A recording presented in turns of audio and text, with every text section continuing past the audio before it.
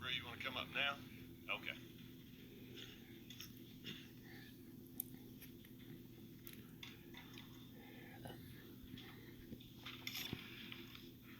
Thank you, Judge and Commissioners. I passed out a bunch of these. I have more if anybody didn't get one about voter integrity from a national level. I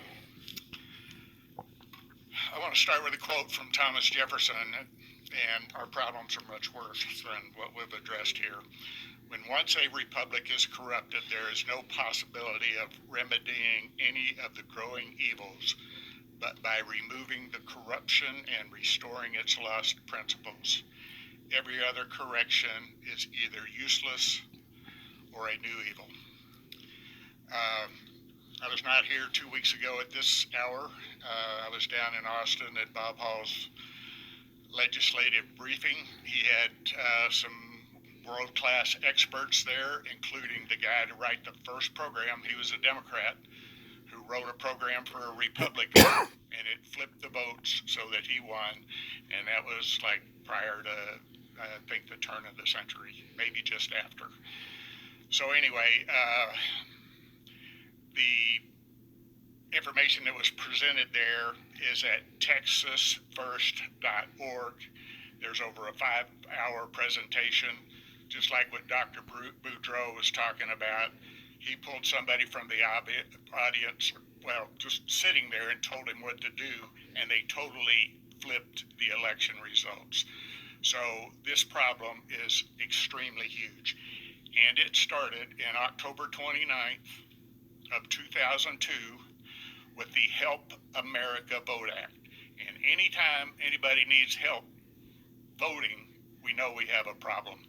And that's when they came up with like $3 billion to give us machines so that we could buy, to give us money so that we could buy machines that are all subject to corruption. And that corruption is worse than anybody in this audience knows. And I would like to, there's Alex Halderman and a Kim Zeitner and a Dan Wallach. He's from Rice University. Halderman's from the University of Michigan. He's a main player in this voter fraud and detection and cracking the machines. Douglas Lute, who was an ambassador to NATO, and an Andrew Appel, who's the head of the computer department at Princeton for 30 years. And I mean, their testimonies are just amazing. So I'm going to try that here.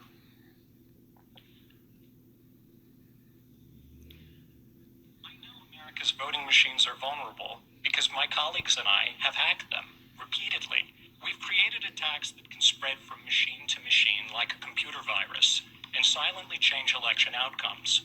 And in every single case, we've found ways for attackers to sabotage machines and to steal votes. Across the country, there are about 52 different models of machines. They fall into essentially two styles, ones that scan a piece of paper or ones where the voter just interacts with the touch screen.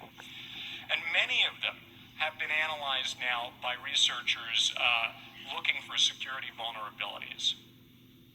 In every single case where a U.S. voting machine has been analyzed by competent security researchers, they have found vulnerabilities that would let someone inject malicious software and change election data.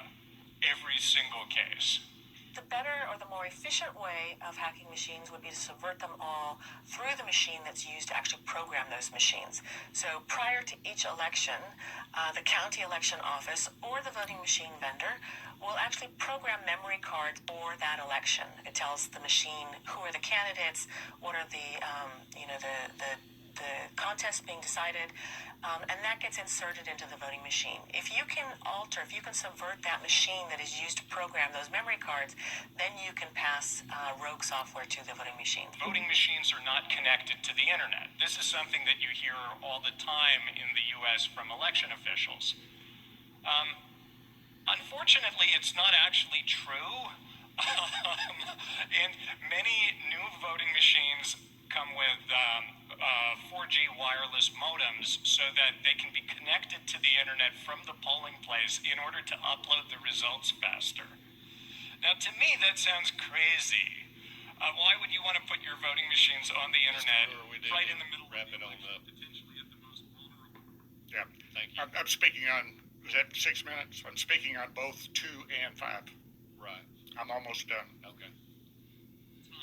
Studies conducted in 2007 by the state of California, state of Ohio, state of Florida found security vulnerabilities that could take advantage of these to engineer viruses, where one compromised voting machine could then infect eventually the entire fleet of machines for an entire county. Typically at the end of the election day, you move a memory card through each of the machines in the precinct, and that's to collect the vote totals. That process can spread a virus, and there are other processes. The details vary from machine to machine.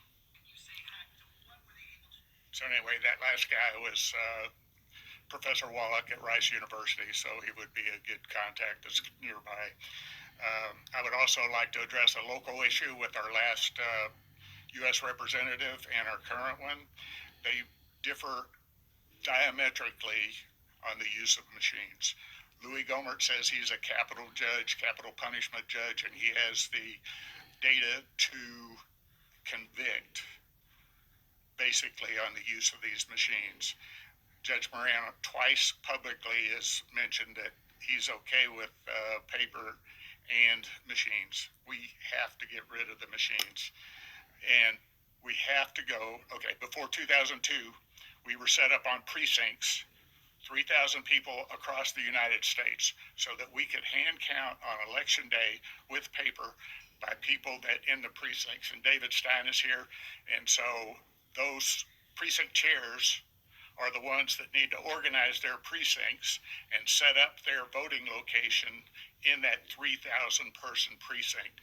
And we could do this much less costly and much more effectively and totally more transparent if we do it on one day, in person, in precinct, on paper, hand counted, with cameras that are connected to the internet, just the cameras, so that you can see it live or archive the results of your precinct. So Thank you. Thank you, Mr. thank you.